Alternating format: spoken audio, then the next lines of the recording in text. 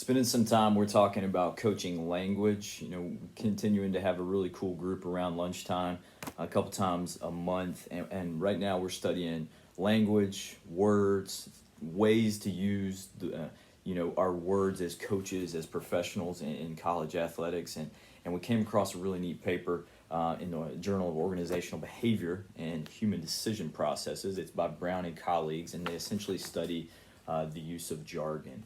If you look at what jargon is essentially a set of terminology, words, or concepts that are used in an organization or a group. They could be like initials. They could have certain things that stand for other things. But essentially, it's things that people inside the group understand, but sometimes it may be difficult for people on the outside to understand. So efficient. If I'm a sport coach and I'm talking about a specific package and I can use just a couple letters to describe it, that's efficient. If I can use a descriptor that describes it, it's really quick and it's efficient. If I'm a strength conditioning coach, for example, and I'm talking about post-chain as opposed to working the backside of my body, that's jargon and it's very efficient.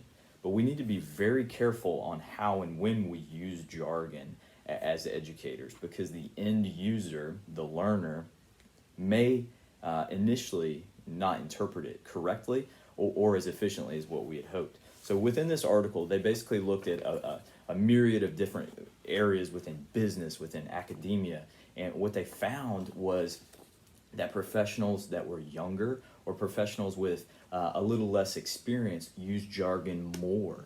Okay, and basically it was just they were seeking status, seeking to potentially fit into a bigger scheme, potentially just not articulating it to the point where the end user, the learner, could always understand it. So want to revisit the idea that jargon is extremely important for us. All of us have our own jargon or lingo within our organization or the area that we operate in, and it's very efficient for us. We just need to be very intentional with what we say.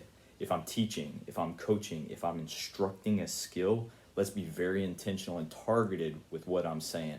Always think about the end user. Is it a freshman athlete that's coming in that may not know our lingo, or is it that veteran that's been around for a long time that is orchestrating your defense? Okay, use your jargon to your benefit, but make sure you're teaching and your athletes are learning always.